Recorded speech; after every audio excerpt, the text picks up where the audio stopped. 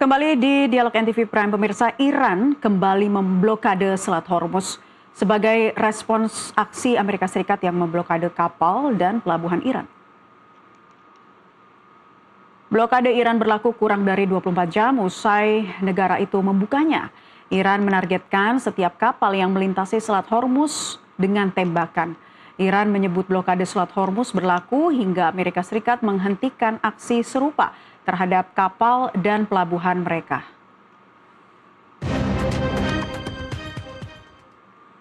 Iran menilai blokade Amerika Serikat sebagai pelanggaran terhadap kesepakatan gencatan senjata yang berlaku sampai hari Rabu 24 April 2026. Pembukaan blokade Iran akhir pekan kemarin sempat mendorong harga minyak global turun. Namun saat blokade kembali berlaku, Angkatan Laut Iran dilaporkan menembaki 2 kapal komersial yang melintas, salah satunya milik India.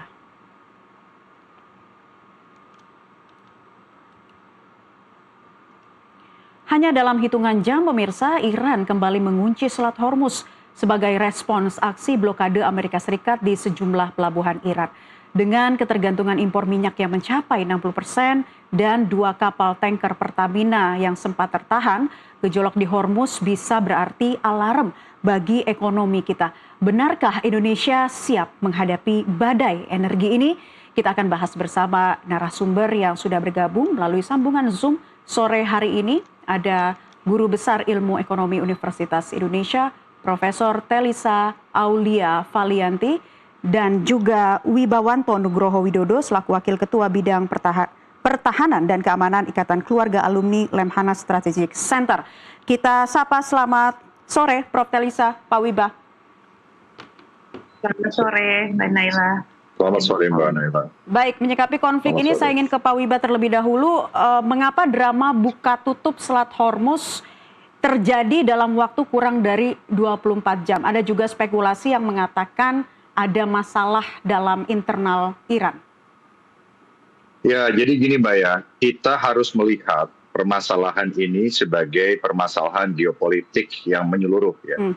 Jadi poin pertama yang mau saya sampaikan bahwa karena adanya perbedaan grand strategi yang 180 derajat berbeda antara Amerika Serikat dengan Iran, maka untuk kasus Hormuz ini bisa kita katakan Hormuz ini terbuka secara teknis, tetapi tetap tertutup secara geopolitik.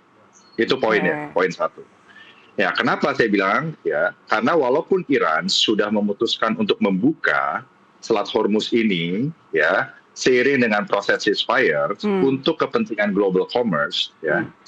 Tetapi dengan adanya blokade militer dari Amerika Serikat, walaupun itu dilakukan di international water, itu diarahkan secara spesifik oleh Pentagon sebagai target economic warfare, artinya perang ekonomi yang ditargetkan khusus kepada Iran dan aset-aset ekonomi Iran, gitu. Nah, dengan kehadiran militer Amerika ini menimbulkan kondisi psikologis yang uncertain, ya, bagi semua aktor negara dan non-negara yang menggunakan jalur Hormuz ini sebagai untuk kepentingan global commerce. Akhirnya ini menimbulkan yang namanya fluktuasi ketidaktentuan yang berimplikasi kepada harga, kepada risiko dari lalu lintas global commerce yang ada di Selat Hormuz, akhirnya berimplikasi kepada harga energi dan juga supply chain secara menyeluruh. Nah, dari perspektif Amerika sendiri, ya, ini terbagi menjadi beberapa cara pandang. Yang pertama adalah Amerika di sini, dalam hal ini Presiden Trump, itu tidak artinya underestimate bahwa Iran itu mempunyai kekuatan nilai tawar dalam bentuk Selat Hormuz sebagai bukan hanya choke point, tetapi chokehold, geopolitical chokehold. Artinya apa? Selat Hormuz ini hanya bisa dibuka jika Iran menyetujui, itu poinnya. Nah, yang kedua, buat Iran ya tidak perlu menang secara militer, karena jelas kalau secara militer yang menang adalah Amerika Serikat, ya. Tapi cukup membuat fluktuasi kondisi psikologis dan berimplikasi kepada fluktuasi harga energi dan gas. Nah, yang ketiga yang harus dipahami bahwa Washington itu sendiri sebenarnya tidak siap untuk eskalatif, ya. tetapi mereka juga tidak siap untuk menarik yang namanya blokade Navy ini karena masih merasa tidak aman, karena kondisi yang sekarang terjadi ini juga berkaitan dengan great power politics antara Amerika sebagai ruling power melawan rising China, khususnya China dan Rusia, melawan rising power ya, China dan Rusia. Nah, dari perspektif ini, kedua belah pihak, Mbak Naila, baik Amerika Serikat dan juga Iran, ya sebenarnya dua-duanya itu tidak siap eskalatif, tetapi dua-duanya masih menyimpan tombol untuk menaikkan eskalasi. Jadi ini kondisinya yang saya bilang selalu adalah quantum, uncertain. Ya, kita tidak tahu apa yang menjadi intensi dan kapabilitas dari Presiden Trump dan juga akhirnya aktor-aktor lain. Ya, yang kedua ini menimbulkan apa yang namanya paksaan terhadap semua aktor di tingkat global untuk mengambil superposition, segala macam posisi pengamanan harus diambil sekarang. Yang ketiga adalah entanglement, artinya semua terimplikasi, ya. Siapapun orang di desa di Indonesia terimplikasi sama keadaan ini. Yang keempat adalah probability. Kita tidak bisa hanya mendikotomikan prediksi skenario 1 atau skenario 2 gitu. Di antara skenario 1 dan skenario 2 itu banyak kemungkinan. Makanya saya bilang sebelum terjadi penutupan kembali, kurang dari 24 jam saya sudah memprediksi hal ini akan terjadi, ternyata terjadi. Nah, jadi yang perlu kita garis bawahi di sini, Mbak, adalah bahwa kedua belah pihak sekarang mereka sama-sama memegang nilai tawar yang tidak bisa diganggu gugat satu sama lain. Itu poinnya. Dua-duanya sama-sama memegang nilai tawar. Iran tidak akan membuka Selat Hormuz karena Amerika juga masih memblokade sampai pelabuhan dibuka begitu.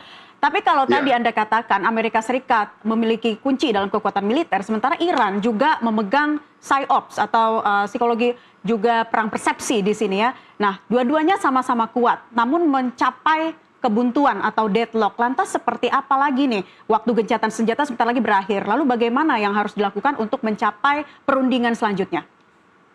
Ya, jadi di sini Iran mempunyai 3 kekuatan yang tersisa, Mbak. Yang pertama adalah kekuatan geografis, yaitu penyanderaan Hormuz. Itu poinnya tuh. Yang kedua adalah proksi, ya. Proksi yang ada di Lebanon, Hezbollah, Hamas, Houthi yang di Yaman yang siap mencegat selat Bab el-Mandab ya di Laut Merah, dan juga milisi-milisi di Syria, di Irak ya. Itu semua siap dikerahkan gitu, dan mereka juga tidak akan menyerah begitu saja untuk melepaskan proksi-proksinya seperti apa yang diminta oleh Amerika Serikat di dalam perjanjian. Nah, itu beratnya di situ. Dan yang berikutnya adalah mereka masih mempunyai cadangan-cadangan misil yang siap digunakan. Apa yang harus dilakukan? Yang dilakukan saat ini adalah masing-masing harus melakukan yang namanya self-constraint. Satu, dari Presiden Trump. Dari Presiden Trump itu paling tidak faktor domestik politik. Faktor domestik politik ini sudah sangat menekan Presiden Trump untuk menghentikan perang ini. Karena perang ini pada dasarnya hanya dipersiapkan untuk 2-3 minggu saja. Ya, penjelasan mengenai just war di dalam perang ini juga sejak awal tidak dijelaskan. Kenapa perang ini perlu dilakukan? Apa yang menjadi sebabnya dan kenapa tidak dilakukan dengan special operation dan low intensity conflict saja selama 47 tahun terakhir, kenapa harus dilakukan dengan high intensity conflict, dan di dalam just war theory itu dikenal dengan just et bellum, just in bello, kenapa perang dilaksanakan, dan apakah itu benar-benar last resort, dan bagaimana perang dilakukan, dan jika perang dilakukan dengan asas proporsionalitas ya, itu harus mempunyai chance yang besar untuk berhasil dan mengubah keadaan menjadi sangat baik gitu loh. Artinya dari yang tidak baik dianggap menjadi baik. Artinya gitu. Ada tujuan strategis tercapai. Ternyata sekarang belum tercapai tujuan strategisnya. Nah, itu yang mau saya terangkan bahwa Amerika belum mencapai tujuan politiknya. Sedangkan Amerika sendiri sekarang juga ditekan oleh faktor global politics. Di mana akhirnya center of gravity Amerika selain domestik politik yang harus menyelesaikan perang, menuntut perang ini harus selesaikan sebelum bulan Mei atau sebelum bulan Juni ya, untuk dipertanggungjawabkan kepada Kongres Amerika Serikat, dan harga minyak yang mengganggu economic cycle di dunia itu juga akhirnya backfire ke Amerika, Mbak. Sementara Amerika tidak siap susah, sementara Iran itu siap hancur-hancur bersama dengan seluruh dunia ini gitu. Nah, bahkan harga gas di Amerika juga sudah mulai naik, misalnya di United States Postal Service kalau kita mengirim barang itu sekarang sudah ada extra charge buat gas ya. Karena supply domestik belum mencukupi dan belum siap untuk menghadapi pencegatan di Hormuz ini. Nah, jadi yang dilakukan Amerika ini sekarang itu juga contradiction, Mbak. Satu sisi maksudnya adalah tidak eskalatif, tetapi dengan adanya blokade itu, walaupun tujuannya pengamanan, seminim mungkin menggunakan instrumen yang mematikan, tetap saja salah langkah sedikit itu bisa menimbulkan eskalasi dari sisi Iran, ya makanya Irannya langsung menutup. Dan ini bisa menjadi deadlock, dan kalau tidak ditahan, ini bisa menjadi regional war yang bisa menjadi staging untuk perang yang lebih besar, yang melibatkan aktor great power lainnya gitu loh. Itu, dan bisa melebar ke Selat Malaka, Mbak. Gitu. Oke, dari sektor energi, saya ingin ke Prof. Telisa. Harga minyak global sempat menyentuh $100 per barel ya, Prof. Dengan penutupan ini, seberapa jauh sih lonjakan harga akan menghantam asumsi makro APBN 2026? Ya, asumsi kita kan di sekitar $70 per barel ya, yang diasumsikan di awal tahun 2026, dan secara rata-rata sebetulnya hingga hari ini masih sedikit di atas 70 ya. Nah, tetapi apabila eskalasi ini tadi dari perspektif geopolitik, jadi Pak Wibanta tadi sudah sangat lengkap ya, itu kan kemungkinan deadlock ini juga sangat tinggi dan dia bisa bertahan tinggi. Jadi kan APBN itu kan rata-rata sepanjang tahun ya, dia tidak bisa melihat hanya 1 atau 2 bulan. Nah, tapi apabila ini nanti higher for longer harga minyaknya, nah itu juga yang akan menyebabkan asumsi APBN itu lebih realisasi dari harga minyak APBN itu kemungkinan akan lebih tinggi daripada asumsi APBN yang $70 per barel. Nah, ini yang harus diwaspadai. Jadi ketika harga realisasi dari ICP itu nanti jauh di atas asumsi APBN akibat deadlock yang terjadi dan geopolitik yang terjadi, nah ini harus kita antisipasi seberapa kuat APBN kita. Karena kan pemerintah bilang harga BBM bersubsidi hingga akhir tahun tidak meningkat. Kemudian harga non-subsidi seperti Pertamax pun sampai hari ini di tanggal 18 April kan masih dipertahankan pada harga yang sama, hanya Pertamax Turbo, Pertamina Dex, dan Dex Lite yang harganya naik kan. Jadi sedangkan ada kemungkinan ada shifting dari yang harganya naik ke harga yang tidak naik. Nah, itu juga harus dipertimbangkan. Nah, berapa juta kiloliter yang akan shifting. Nah, itu artinya kekuatan dari APBN kita itu untuk pembengkakan subsidi energi dan pelebaran defisit untuk mengantisipasi jika ini berkepanjangan.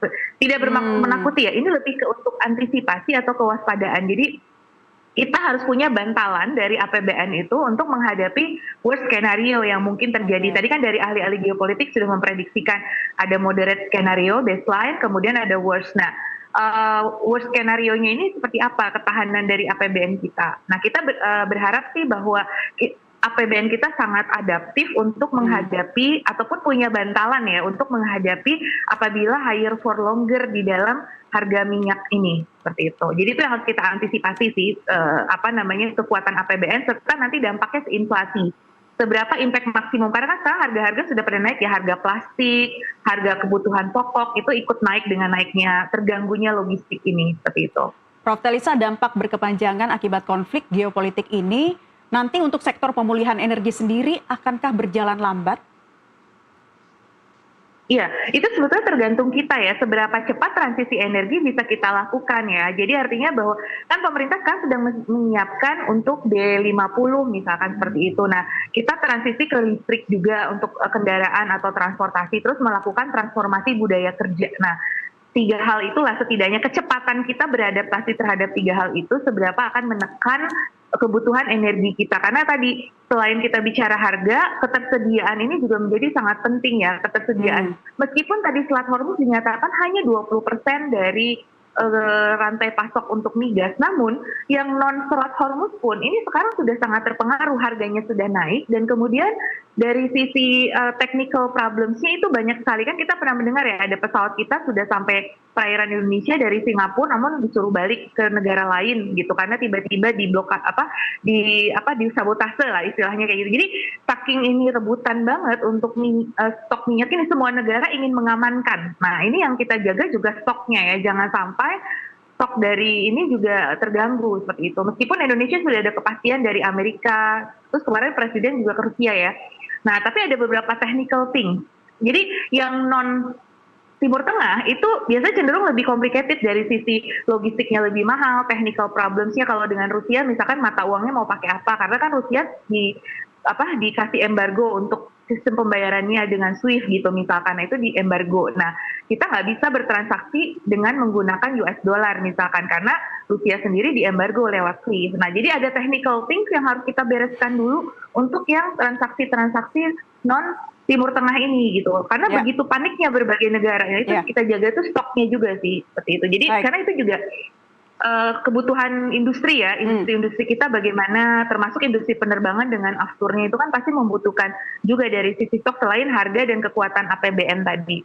Ya, saya akan kembali ke Pak Wiba. Pak Wiba, Iran mengatakan belum ada tanggal pasti untuk negosiasi lanjutan. Sementara ceasefire waktunya sebentar lagi, ini akan segera berakhir. Jadi menurut Anda, masihkah ada ruang untuk negosiasi lanjutan atau justru eskalasi tidak dapat terhindarkan? Kalau dari awal saya mengatakan bahwa terjadi yang namanya deadlock dalam hal yang paling mendasar yaitu grand strategi. Ya, jadi apa yang dimau oleh Amerika itu apa yang tidak dimaui oleh Iran. Masing-masing melihatnya sebagai isu eksistensial.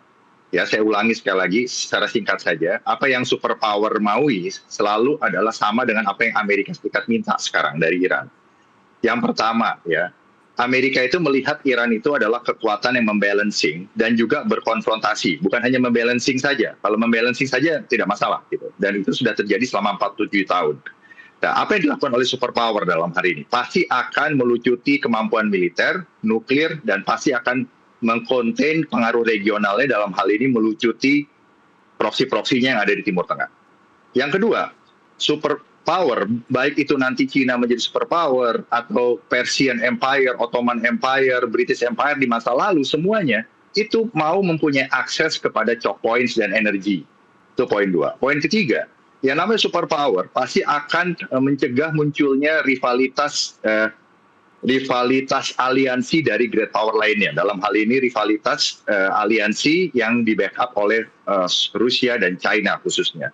Yang keempat, yang namanya superpower pasti akan menjamin keamanan aliansinya di Timur Tengah. Dalam hal ini Israel dan juga negara-negara Islam Sunni yang sudah bergabung di dalam kesepakatan Abraham Accord, yaitu Gulf Country Council. Apalagi 4 negara sudah bergabung untuk sudah membuka hubungan diplomatik dengan Israel, ya, Bahrain, Sudan, Uni Emirat Arab, ya, dan ini tidak bisa diabaikan begitu saja. Perbedaan yang sangat mencolok ini gitu loh. Nah, jadi dengan keadaan ini, akhirnya kedua negara itu memainkan apa yang disebut strategic pressure gitu. Yang sekarang terjadi strategic pressure, bahwa Amerika menggunakan instrumen militer untuk menekan Iran, sementara Iran menggunakan 3 aset yang tersisa selain proksi dan milisi yang sekarang dimainkan adalah Hormuz. Nah, kalau Hormuz disandra, yang menderita adalah ekonomi global. Kalau ekonomi global menderita atau berdarah, itu impact-nya akan ke Amerika. Seperti itu. Nah, sehingga sekarang yang terjadi adalah yang namanya manage tension. Jadi tension itu di-manage, ya. Tetapi salah langkah, Washington pun juga terbelah, ya, menghadapi fenomena ini. Ada yang mengatakan bahwa lebih baik kita kembali kepada special operation and low intensity conflict seperti selama 47 tahun ini, ya, dengan Iran untuk melumpuhkan kemampuan nuklir Iran. Itu pernah dilakukan oleh George Bush Junior, ya, dengan mengirimkan virus Stuxnet untuk melumpuhkan fasilitas pengayaan nuklir Iran tanpa melakukan serangan fisik, dan operasi-operasi intelijen lainnya. Atau yang sekarang mazhabnya Trump mengatakan kita harus menggunakan militer, tapi ternyata belum terbukti dapat mencapai sasaran politik strategis. Makanya mazhab ketiga adalah kombinasi dari keduanya gitu. Nah, tetapi time frame-nya harus dipercepat. Jadi saya membaca kemungkinan ada operasi intelijen atau operasi khusus atau namanya political shaping dan infiltrations yang mungkin dilakukan oleh US Special Operation Command yang bermarkas di Tampa, Florida, dan juga CIA untuk mendapatkan dukungan heart and mind dari rakyat Iran, sehingga akhirnya geopolitical orientation dari rejim 79 ini moderat gitu, lebih moderat. Tapi yang perlu menjadi lebih moderat bukan hanya Iran, ya, Presiden Trump juga harus memoderasi pikiran dan sikapnya, paling tidak dengan lebih rasional, membaca dan bertindak berdasarkan laporan intelijen yang objektif. Itu poinnya tuh. Nah, yang berikutnya saya mau menyambung tadi penjelasan Profesor bahwa sekarang terkait energi, kita tidak bisa mengabaikan apa yang menjadi megatrends di dunia saat ini. Yang pertama adalah manusia itu jumlahnya akan berkurang. Itu satu tuh, masalah demografi. Bahkan tahun 2040 sampai tahun 2055 diprediksi jumlah manusia akan sama dengan jumlah humanoid, robot manusia. Itu poin satu. Poin kedua, semua akan semakin berbasis emerging teknologi cyber, digital. Yang ketiga, akan ada pergeseran kebutuhan energi bukan lagi dari fosil, tetapi dari sumber-sumber energi terbarukan. Nah, ini proses menuju ke sana. Sementara dunia ini sedang mengalami yang namanya proses koreksi sistemik, ya. Proses koreksi sistemik. Jadi kalau menurut international relations tuh, terjadinya kondisi seperti ini, kalau dari perspektif realis, adanya power yang tidak balance. Atau dari perspektif liberal, adanya interaksi kerjasama yang kurang. Kalau dari perspektif institusionalis, berarti badan-badan internasional ini kurang bisa menjadi antibodi potensi konflik dunia. Atau berdasarkan konstruktivis adalah kurangnya interaksi. Nah ini makanya saya bilang, ini penting interaksi antara pemimpin dunia, karena kemungkinan itu segala kemungkinan mungkin terjadi. Bisa jadi besok langsung selesai urusan ini, bisa jadi. Aktor elit global harus dioptimalkan kembali untuk kemudian bisa mencapai perundingan kesepakatan dari kedua negara. Itu yang masih kita tunggu. Selat Hormuz masih ditutup, bagaimana dampaknya bagi energi dunia. Pak Wiba dan juga Prof. Telisa serta pemirsa, tetaplah bersama kami Antv Prime. Dialog masih akan kembali usai jeda azan maghrib berikut ini.